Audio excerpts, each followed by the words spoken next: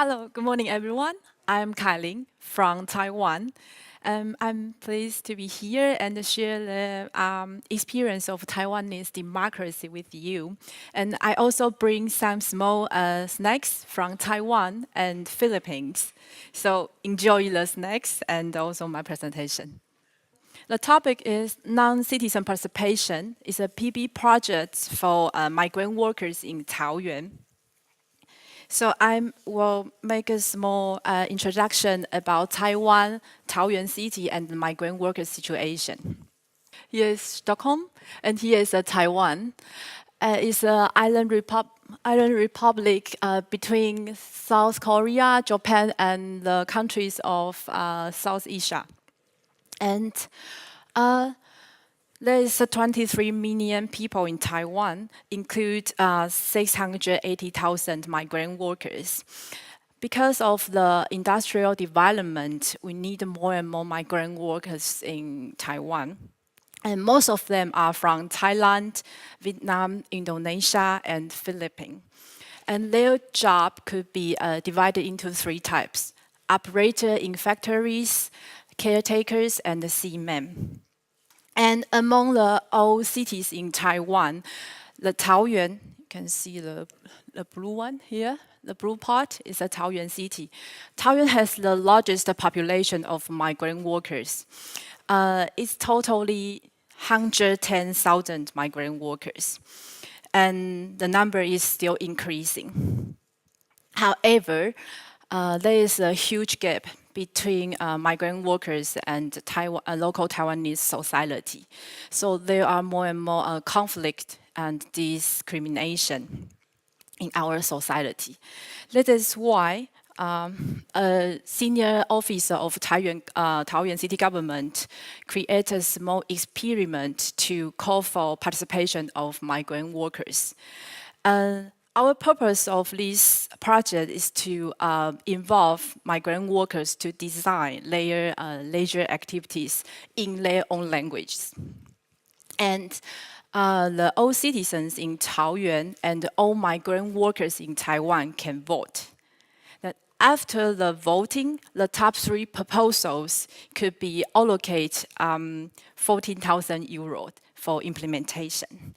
And it operates from July to November in 2017. And as you see, the procedure of this project is as similar as a normal PB project: is a brainstorming, discussion, voting, and implementation. So here I just focus on three critical things during this process. First one is how to cooperate among the different sectors, and second one, what is our teamwork for all staffs. And the third one is how to discuss in different languages during the workshop. Okay. In order to put this innovation policy into practice, collaborative governance was built by three critical actors: government, discussion facilitator, and also the local NGO.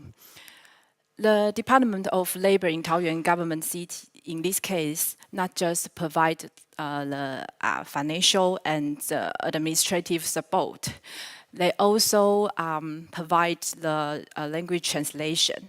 And most of all public servants took part in all activities in this project. And the second actor is a discussion facilitator, which is led by Professor Shi Shengwen. He is here now. Say hi to everybody. Yes, and also a new association for citizen participation in Taiwan, which called Taiwan Reach Out Association for Democracy, Roth. And their mission is to design the mechanism of voting and discussion, as well as the implementation. And the third role is a local NGO. It's a most of critical role. The Serve the People Association, SPA, is a local advocate in Taoyuan City for the right of migrant workers. Before these projects, they often protest against government policy on street. But for this case, they sit together with the government to negotiate and help this project to diffuse the information to migrant workers, and also as a bridge, what we say the broker, to build trust between government and migrant worker communities. Also facilitate them to take part in this project. Before these projects, these actors don't know each other. So they spent 3 months on mutual understanding, build trust building, and the common vision setting. So I have to say it's a first and also critical step for this project and empower to migrant workers. Okay, it's the second part. All of staffs in this project include the translators, the facilitators, and also the volunteer workers from migrant workers community. So we create a training course for them, for all staffs. Besides of the concept of participatory democracy and the discussion skill, they also discuss a lot about the practical problems they meet and some common concepts. For example, Thai translate raise a question. If government sets the discussion date on Sunday, then for the caretakers, they don't have a regular holidays. Then how can they participate on Sunday? And the other example is actually there is a different different meanings of PB in different countries. For example, in Vietnam, PB refers to the money for all people. But in Thailand, PB means the government budget for everyone. So all of staff have to learn together how to overcome the threshold of languages and cultures, and then help themselves and the migrant workers to understand what is participation and democracy in reality. Okay, and the third part is discussion in workshop. Our purpose of this project is to make migrant workers talk freely, so they use their own language in discussion rather than Mandarin. So there is 6 languages, including Thai, Indonesia, Vietnamese, Tagalog, English, and Mandarin. So how could discuss in 6 languages at the same time is a challenge. So we create a discussion model here. First of all, all participation are divided into 6 groups according to their language or nationality. And then there are 4 key roles. First one is the moderator. She or he has to control the whole meetings, including the meeting agenda, the time, and the urgent events. And for each table, there are 1 facilitator, vice facilitator, and translator. The facilitator has to communicate with migrant workers in their own language. And the vice facilitator help the main one with her or his discussion skill. And then the translator has to make meeting minutes from their own language and Mandarin. So, in other words, all ideas are discussed in their own language and recorded in Mandarin. And after the workshop, all proposals are translated into 6 languages to make sure everybody can understand the idea from others. Okay, you can see it's a poster what is done in different languages, and it's a DM. You can see the DM on the table in 6 languages. Okay, then it's a final result of the voting. The top one is the number 6 International Muay Thai competition. It will be held in June in Taiwan, so welcome to us.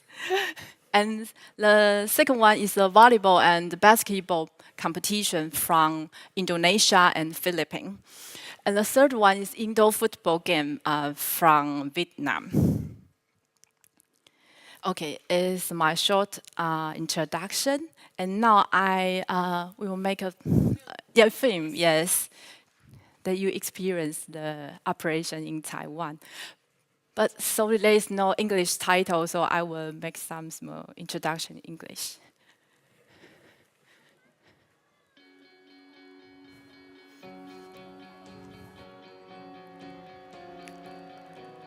The Philippines migrant workers, they do the worship on Sunday.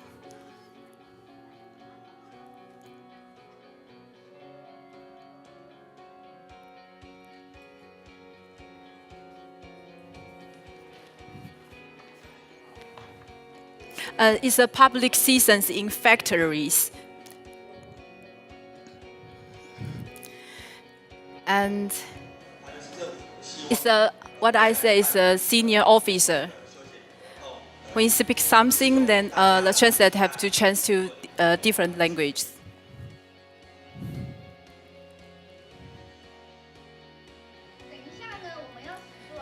It's what I say, the training course for all staffs.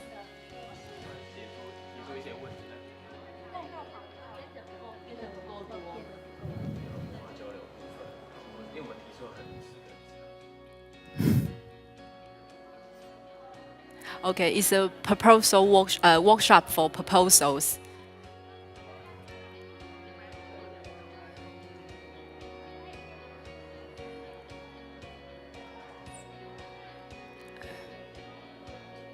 You see the idea, vision, and action, the plan.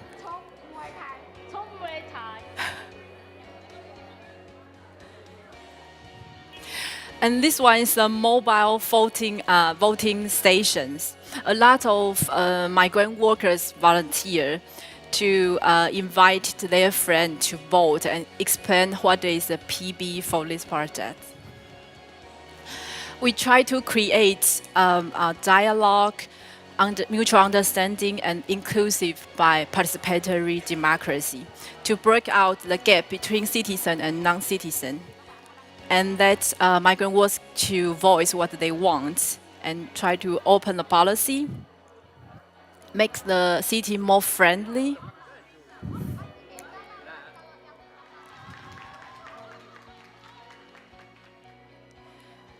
This project cooperates with SPA, the local NGOs, facilitator, public servant, translators, and migrant workers, and the local Taiwanese, to break out the nationality, the threshold of nationality, to think about our cities, to be better for everyone. Okay. Yeah, it's finished. Yes. Okay, it's my presentation. I know a lot of experience over the world about migration and migrant workers, so I'm looking forward to your feedback. Thank you very much. Thank you. Hang on just a second. What I really like to know is, and I know you know it because you said it so clearly, and I'd like to emphasize the fact that you never gave up on the very small practical issues which make a whole lot of difference. Yes.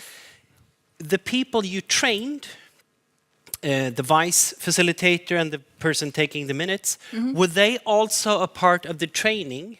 Yes. Yes. So they got a common understanding of the work, and then they could use their native knowledge, but they also had shared knowledge. Did I understand that correctly? Yeah, exactly. That is what I said, the training course for all staffs. They have to communicate to each other to build a common understanding about this project. So how many were they? How many? Maybe 20 or 30 persons. Okay. Yes. Wow. Incredible. So there's so much in the details which make that big difference and you never gave up on the opportunity for people really to have their voice. So thank you for that. Very inspiring. So please, Thank you. one more round of applause.